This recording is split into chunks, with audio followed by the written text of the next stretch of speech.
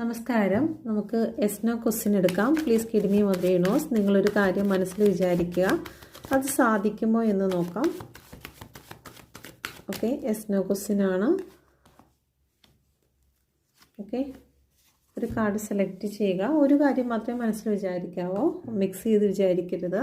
Okay, please kid me mother knows. ഒന്നാമത്തെ card select ചെയ്ത വ്യക്തി മനസ്സിൽ വിചാരിച്ച കാര്യം സാധിക്കുമോ? Please kid me mother knows. മനസ്സിൽ വിചാരിച്ച കാര്യം സാധിക്കുമോ?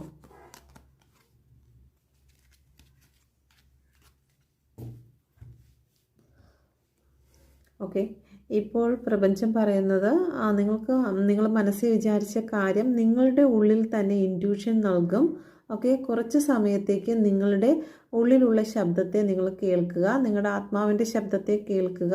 നിങ്ങളിത് സെലക്ട് ചെയ്യുന്നത് നിങ്ങൾക്ക് നല്ലതിനാണോ അല്ലേ എന്നുള്ള കാര്യം. നിങ്ങൾ മനസ്സിൽ വിചാരിക്കുന്ന കാര്യം സാധിക്കും, അതിൽ നിങ്ങൾക്ക് ടെൻഷൻ വേണ്ട.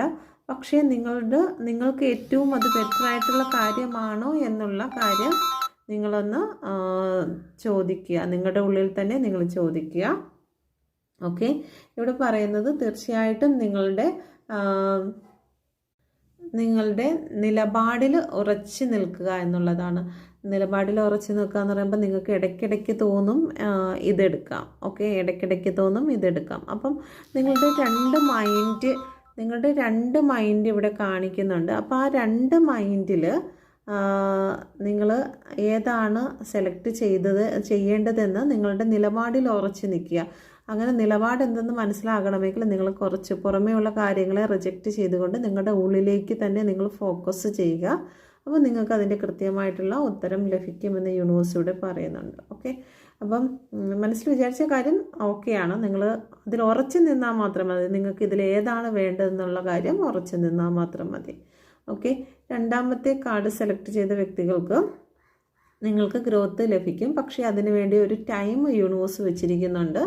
ഓക്കെ, അപ്പം ആ ഒരു ടൈമിന് വേണ്ടിയിട്ട് നിങ്ങൾ നിൽക്കുക. ഇവിടെ ദൂതന്മാരെ അയക്കുന്ന ഒരു എനർജി കാണുന്നുണ്ട്. പ്രപഞ്ചം നിങ്ങളെ സഹായിക്കുന്നതിന് വേണ്ടി ദൂതന്മാരെ അയക്കും. അതിപ്പം എന്ത് കാര്യത്തിലാണെങ്കിലും ശരി തന്നെ. ഇപ്പം നിങ്ങളൊരു സാമ്പത്തിക സിറ്റുവേഷനിൽ ബുദ്ധിമുട്ടുന്നെങ്കിൽ ചില വ്യക്തികളെ നിങ്ങളുടെ മുന്നിലേക്ക് സഹായവുമായി അയക്കും.